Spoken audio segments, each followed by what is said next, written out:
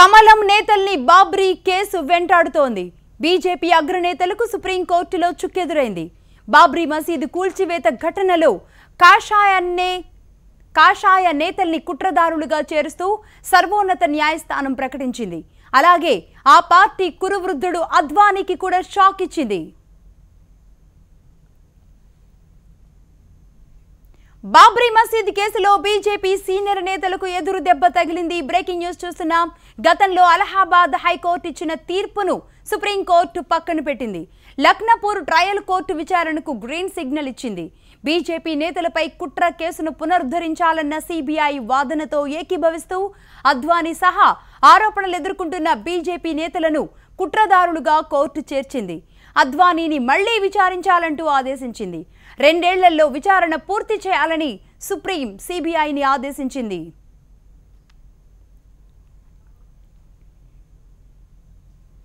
దీనికి సంబంధించిన డీటెయిల్స్ ఢిల్లీ నుంచి శిరీష్ అందిస్తారు. శిరీష్, చెప్పండి, సుప్రీం ఇప్పుడు ఇచ్చిన తీర్పుని ఏ విధంగా చూడాలి? మొత్తానికి బీజేపీ నేతలు ఇరుకున పడ్డట్టేనా ఈ ఘటనతో?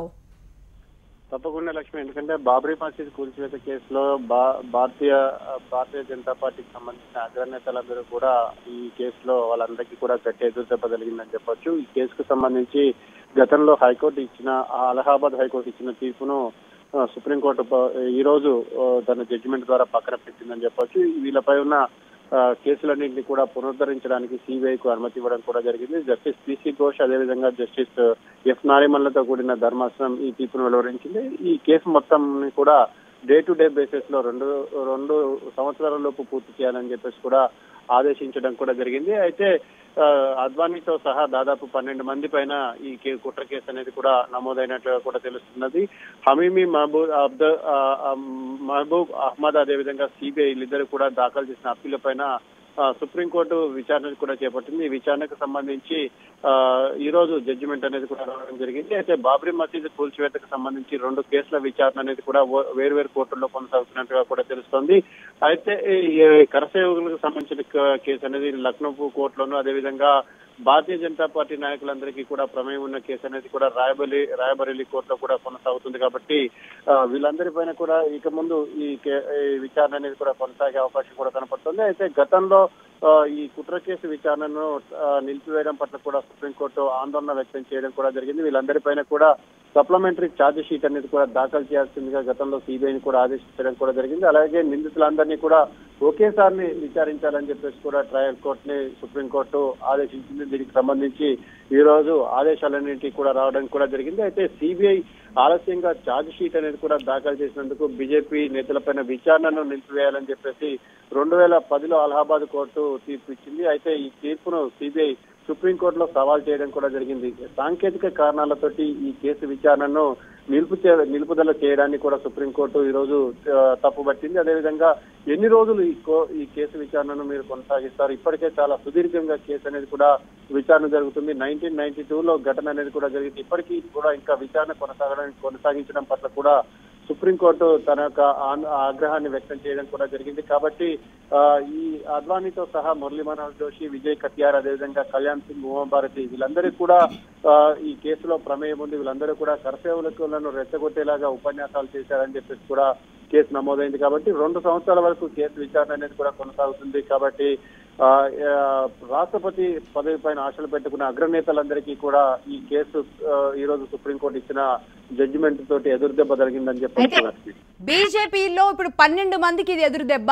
అందులో అద్వానీ సహా ఇటు మాయావతి కురువృద్ధుడు, బీజేపీకి కురువృద్ధుడైన అద్వానీయే మరి దీనికి కీలక సూత్రధారి, ఈ కుట్రదారుడు అని కోర్టు స్పష్టం చేసిన నేపథ్యంలో అంటే ఎలాంటి సాక్ష్యాధారాలను పరిశీలించింది కోర్టు? శిరీష్, అయితే కోర్టు పరిశీలించిన దానికంటే గతంలో ఇంతకుముందు చెప్పినట్లు సాంకేతిక సిబిఐ ఆలస్యంగా ఛార్జ్ షీట్ అనేది కూడా దాఖలు చేసింది అని చెప్పేసి 2010లో అలహాబాద్ హైకోర్టు బీజేపీ నేతలపైన విచారణ నిలిపివేసింది. అయితే దీన్ని సుప్రీంకోర్టులో సిబిఐ సవాల్ చేయడంతో సుప్రీంకోర్టు ఏం చెప్పిందంటే సాంకేతిక కారణాలతోటి కేసు విచారణను మీరు ఏ విధంగా నిలుపుదల చేస్తారని చెప్పేసి కూడా అంటే అలహాబాద్ హైకోర్టు ఇచ్చిన తీర్పును తప్పుపట్టింది. ఎన్ని రోజులు సుదీర్ఘంగా దీన్ని కొనసాగిస్తారు?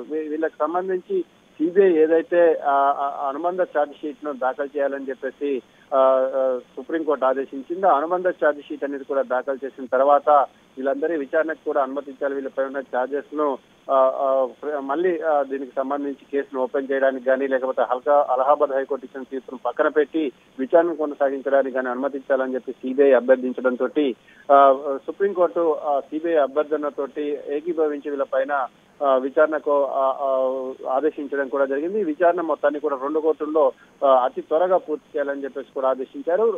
1992 డిసెంబర్ 6వ తారీఖున బాబ్రీ మసీదు విధ్వంసం అనేది కూడా జరిగింది. ఆ టైంలో మసీదుకు 200 మీటర్ల దూరంలో ఉన్న రామ్ కథాకుంజ్ అనే వేదికపై అద్వానీ, మురళీ మనోహర్ జోషి, విజయ్ కటియార్, కళ్యాణ్ సింగ్ వీళ్ళు ఉన్నారు. వీళ్ళతో పాటు ఉమాభారతి కూడా ఉన్నారు. వీళ్ళందరూ కూడా కరసేవకులను రెచ్చగొట్టేలాగా ఉపన్యాసాలు చేశారనేది కూడా ప్రధాన ఆరోపణ. కాబట్టి దానికి సంబంధించి సిబిఐ ఏదైతే అనుబంధ ఛార్జ్ షీట్ దాఖలు చేసిందో ఆ ఛార్జ్ షీట్ ఆధారంగా వీళ్ళపైన విచారణను కొనసాగించడానికి సుప్రీంకోర్టు అనుమతి ఇవ్వడం కూడా జరిగింది. అంటే సమయం అయితే 2 ఏళ్ల పాటు గడువిచ్చింది. మీరు ఇంతకుముందు అన్నట్లుగానే మరి రాష్ట్రపతినే రేసులో ఉన్న నేతలకి ముఖ్యంగా అద్వానీకి ఇది ఎదురు దెబ్బగానే భావించాలా? తప్పకుండా. ఎందుకంటే తన రాజకీయ జీవితంలో ఇప్పటికే 89 సంవత్సరాల వయసులో ఉన్న అద్వానీకి మరో 2 సంవత్సరాల పాటు ఈ విచారణను ఎదుర్కోవాల్సి రావడం అనేది కూడా చాలా ఇబ్బందికర పరిణామంగా కూడా చెప్పొచ్చు. మరొక 2 నెలల్లో రాష్ట్రపతికి సంబంధించిన ఎన్నికలన్నింటినీ కూడా జరుగుతున్నాయి. కాబట్టి ఆ పదవికి ఎంపికయ్యే వ్యక్తి పైన ఎటువంటి కేసులన్నింటినీ కూడా పెండింగ్ లో ఉండకూడదు. ఆయన ఎటువంటి విచారణను కూడా ఎదుర్కోవడానికి ఆస్కారం ఉండకూడదు. అటువంటి పరిస్థితుల్లో మరో 2 సంవత్సరాల పాటు విచారణను కొనసాగించాలి, దీనిపైన విచారణను పూర్తి చేయాలని చెప్పేసి చెప్పడం, అలహాబాద్ హైకోర్టు ఇచ్చిన తీర్పును పక్కన పెట్టడం. అలహాబాద్ హైకోర్టు ఇచ్చిన తీర్పులో అసలు ఈ కేసు నుంచి అద్వానీకి విముక్తి కల్పిస్తూ అద్వానీని మినహాయిస్తూ కూడా ఆ రోజు కోర్టు తీర్పు ఇవ్వడం కూడా జరిగింది.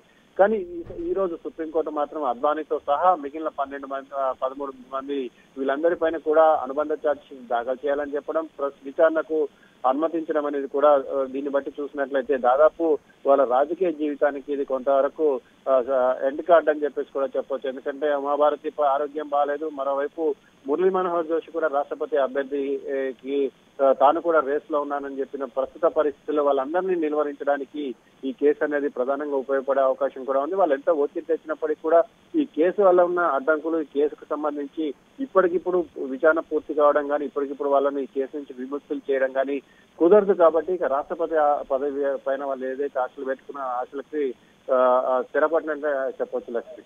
రైట్. అంటే ఇటు ఉమాభారతిని కానివ్వండి, అటు అద్వానీని కానివ్వండి, అంటే ముందుగా అద్వానీని విచారించాలి అని సుప్రీం ఆదేశించిన నేపథ్యంలో మరి ట్రయల్ కోర్టు ఎప్పుడు విచారణకి సన్నద్ధం కావచ్చు అంటారు?